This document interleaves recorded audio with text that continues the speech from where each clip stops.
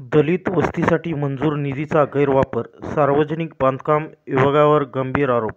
वंचित बहुजन माथाडी transport व general कामगार union माननीय मुख्य कार्यकारी अभियंत्यांना लेखी तक्रार. नगरसेवक, शाखा अभियंता आणि ठेकेदार यांच्या निधीचा गैरवापर केल्याने ॲट्रॉसिटी ॲक्ट अंतर्गत गुन्हा दाखल करण्याची मागणी.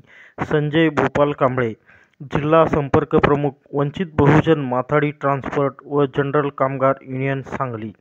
भारतरत्न डॉक्टर बाबासाहेब आंबेडकर सामाजिक विकास योजनेअंतर्गत दलित वस्त्यांच्या मूलभूत सुविधांसाठी उन्नतीसाठी मंजूर झालेला निधी सुवर्ण वस्तीत वगळून गैरवापर करण्यात आल्याचा गंभीर आरोप वंचित बहुजन माथाडी ट्रान्सपोर्ट व जनरल कामगार युनियन महाराष्ट्र राज्य, सांगली यांनी सार्वजनिक बांधकाम विभागावर केला आहे. या संदर्भात युनियनचे जिल्हा संपर्क प्रमुख माननीय संजय भूपाल कांबळे यांनी माननीय जिल्हाधिकारी तसेच मुख्य कार्यकारी अभियंता सार्वजनिक बांधकाम विभाग मिरज यांना दिलेले तक्रारात स्पष्ट नमूद केले आहे की महात्मा फुले मागासवर्गीय हाऊसिंग सोसायटी कुपवाड हे संपूर्ण अनुसूचित जाती व मागासवर्गीय घटकांची वस्ती असून तिला सामाजिक विकास योजनेअंतर्गत ₹24,96,000 इतका निधी मंजूर झाला होता. मात्र हा निधी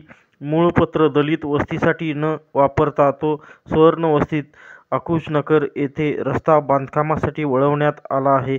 यापूर्वी अशा पद्धतीने ₹12,70,000 निधीचा बेकायदेशीर गैरवापर झाल्याचा उल्लेखाची तक्रार करण्यात आली.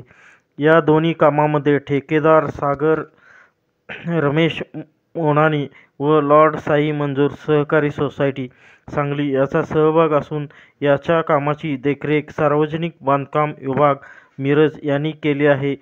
दलित वस्तीचा असलेला निधी बळकावण्याचं व जाणीवपूर्वक शासकीय निधीचा अपहार करण्यास आणि अनुसूचित घटकावर अन्याय करण्याचे कृत्य असल्याचा ठपका युनियनने ठेवला आहे. या बातमीचा आढावा घेतला आहे सिटी इंडिया मराठी न्यूज संपादक श्री तुकाराम सुतार यांनी.